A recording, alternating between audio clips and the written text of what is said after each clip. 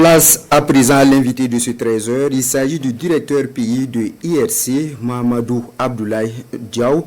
Bienvenue à vous. Bonjour, M. Touré. Vous êtes là pour parler des 5 ans de l'IRC au Burkina Faso. Tout d'abord, que faut-il savoir de l'IRC au Burkina Faso? Merci, M. Touré, pour cette opportunité. IRC est une organisation humanitaire fondée par Albert Einstein vers 1933. Donc, c'est une organisation américaine qui intervient pratiquement dans 40 pays. On est présent au Burkina depuis 2019 en réponse à la crise humanitaire.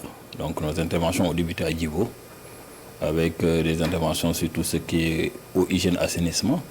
Et en 2020, on a élargi nos interventions dans d'autres régions, notamment la région du Nord, la boucle du Mohun, l'Est, le centre-nord, mais également la région du centre. Voilà. Qu'est-ce qui vous a motivé à célébrer les 5 ans d'existence au Burkina?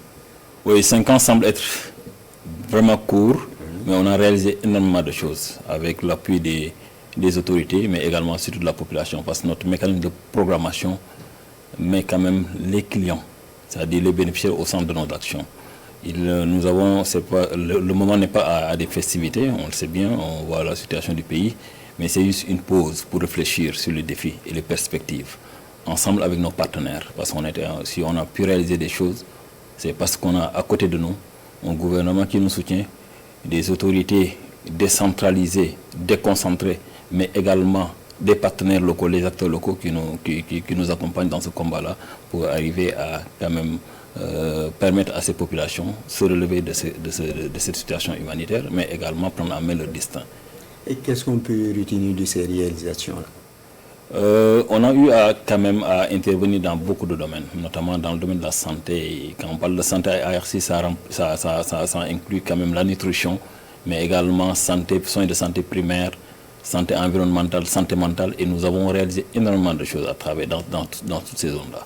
Nous avons investi plus d'une quinzaine de milliards depuis 2009 ici au Burkina.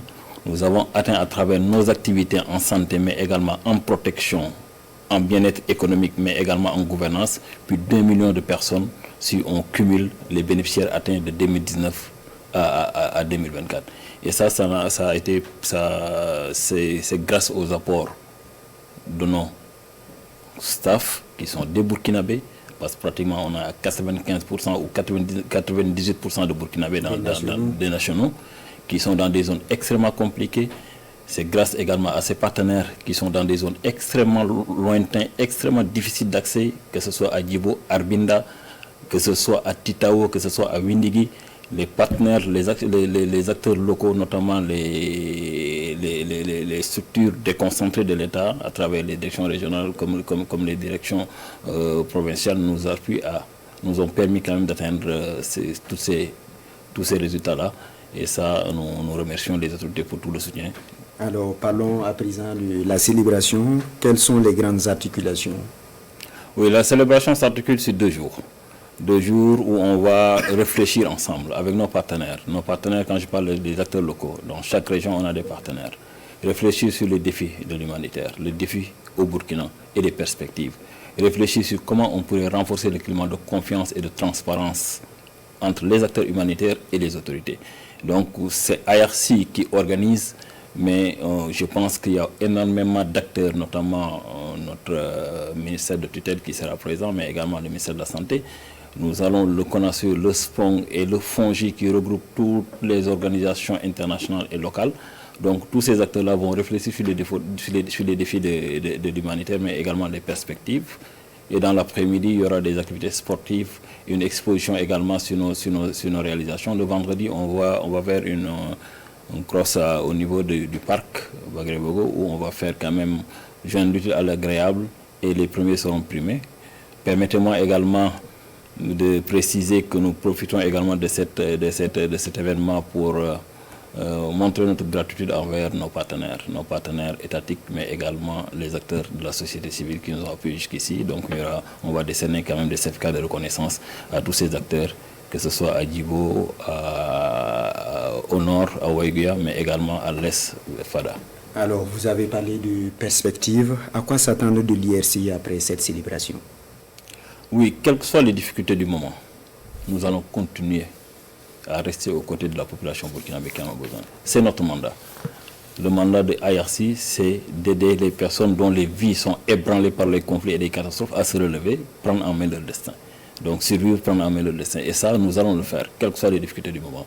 Nous appelons les autorités de ces pays, mais également les autres partenaires, à nous accompagner dans ce sens. Et ensemble, nous allons pouvoir vraiment relever ces défis.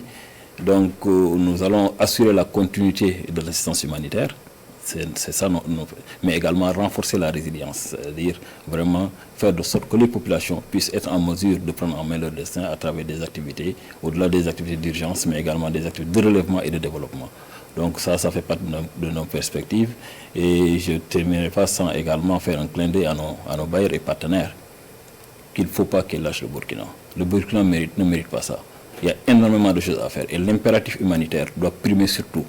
Donc j'invite les partenaires qui nous ont soutenus jusqu'ici, que ce soit l'USAID, que ce soit les autres partenaires qui nous ont soutenus jusqu'ici, à continuer à investir pour le Burkina, parce que la population mérite toute notre attention et également la situation exige au nom de l'humanité qu'on reste et essayer de soutenir cette population qui en a vraiment besoin aux côtés des autorités.